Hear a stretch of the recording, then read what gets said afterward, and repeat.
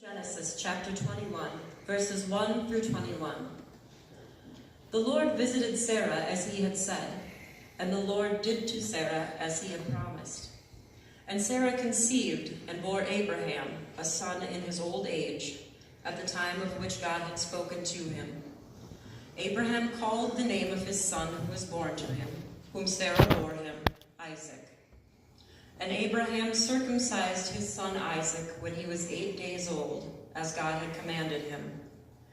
Abraham was 100 years old when his son Isaac was born to him. And Sarah said, God has made laughter for me. Everyone who hears will laugh over me. And she said, who would have said to Abraham that Sarah would nurse children? Yet I have borne him a son in his old age. And the child grew and was weaned. And Abraham made a great feast on the day that Isaac was weaned. But Sarah saw the son of Hagar, the Egyptian, whom she had borne to Abraham, laughing. So she said to Abraham, cast out this slave woman with her son, for the son of this slave woman shall not be heir with my son Isaac. And the thing was very displeasing to Abraham on account of his son. But God said to Abraham, be not displeased because of the boy and because of your slave woman. Whatever Sarah says to you, do as she tells you.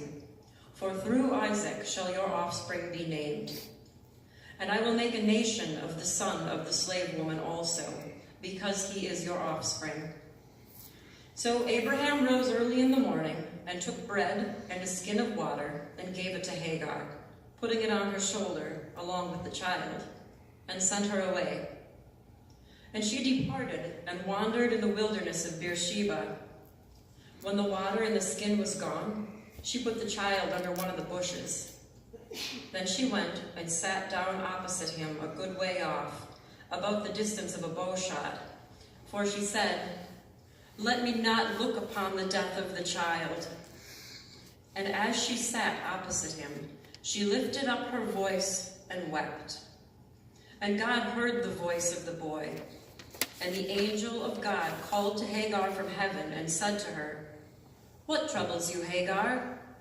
Fear not, for God has heard the voice of the boy where he is.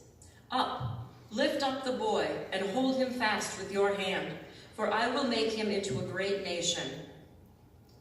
Then God opened her eyes, and she saw a well of water. And she went and filled the skin with water and gave the boy a drink. And God was with the boy, and he grew up. He lived in the wilderness and became an expert with the bow. He lived in the wilderness of Paran, and his mother took a wife for him from the land of Egypt. This is the word of the Lord. Thanks be to God. A reading from Galatians 4, verses 22 to 31.